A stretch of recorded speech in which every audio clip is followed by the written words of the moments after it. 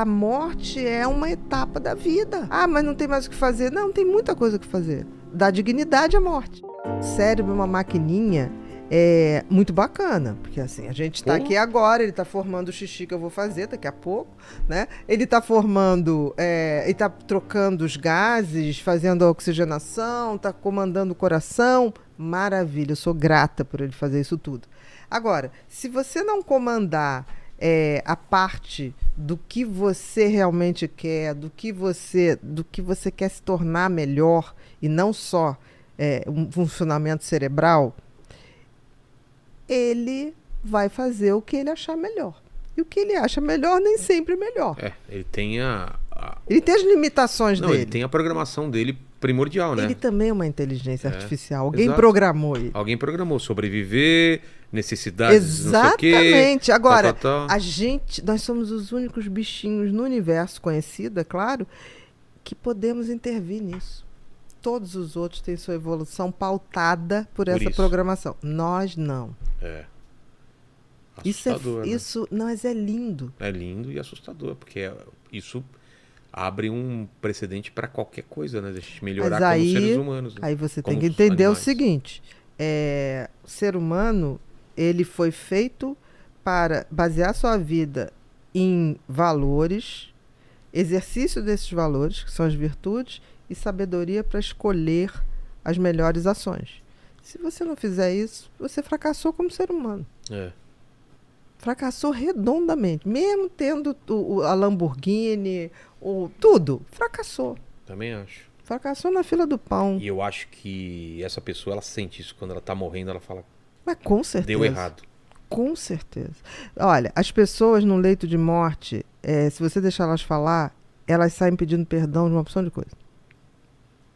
Então, assim, eu não quero chegar nesse Por que não fazer isso antes? Eu quero, tipo assim, gente, tô vendo tanta gente legal, olha só, fulano, ciclano, gente, eu tô indo, tá? Fique tranquila que o povo já tá me esperando. Isso é um privilégio. Um privilégio.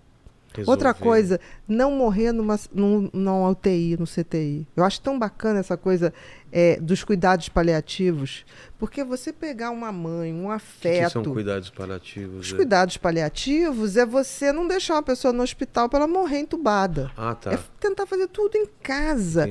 A morte é uma etapa da vida. Entendeu? Você vai deixar uma pessoa... CTI, eu já trabalhei em CTI, é a coisa mais fria que tem. Né? Mais fria que tem. Então, se você puder... mas não tem mais o que fazer. Não, tem muita coisa que fazer. Dá dignidade à morte. Claro. Então, isso é tão... o médico, quando chega assim, não tem mais o que fazer, é um absurdo. Não podia nem falar essa frase. Agora temos, sim, o que fazer. O aconchego, o conforto, tirar a dor. Dá dignidade de morte.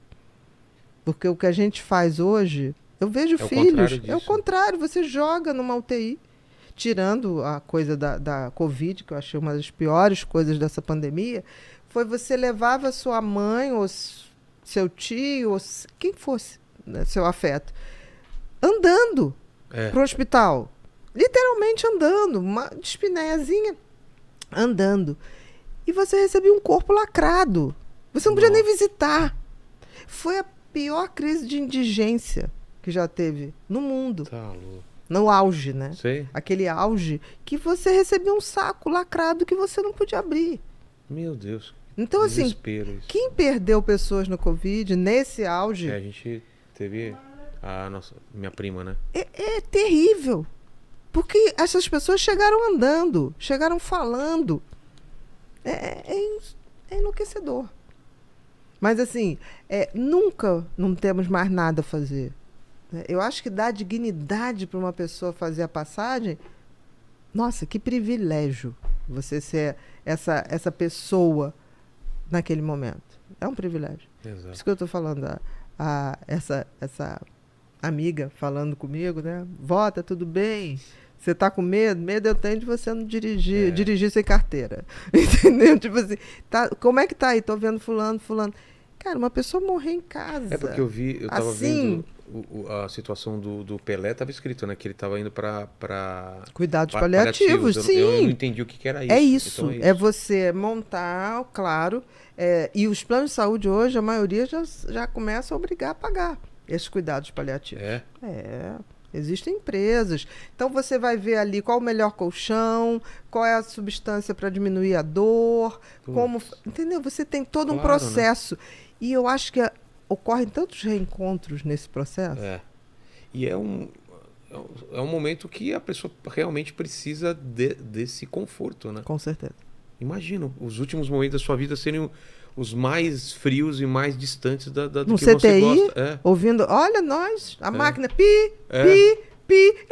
O grilinho, é o grilo, é você. Nossa, imagina você. Olha, desliga esse grilo. Não, e você já sabe como funciona aquilo tudo, entendeu? Você fala, ai meu Deus, tipo assim, tira o som, não pode tirar o som. É horrível. Então, assim, eu não desejo isso. Eu brinco, e brinco não, eu peço ao universo que me deu o privilégio de ter uma boa morte. Você se lembra que antigamente as pessoas falavam boa hora para você, do parto, e boa morte. É verdade. As pessoas não falam mais isso porque não pode tocar. Boa morte Boa mesmo. morte. E o que se fazia no interior, se faz até hoje? Pegava uma vela, botava na mão e ficava ali, rezando para a pessoa, porque a vela simbolizava, tipo assim... A passagem? Não, era como se você iluminasse o espírito, para seguir a luz. Seguir a luz. E falava boa morte. Olha só. Tanto que tem as mulheres as mulheres do interior, que são as parideiras, e tem aquelas que vão lá fazer esse ritual de passagem. Olha que louco. Se você for ver no interior do Nordeste, acontece. Ainda acontece? Acontece. Ainda bem, né? Porque isso devia ser uma coisa mais falada. A gente tem constrangimento de falar da única coisa certa, a finitude.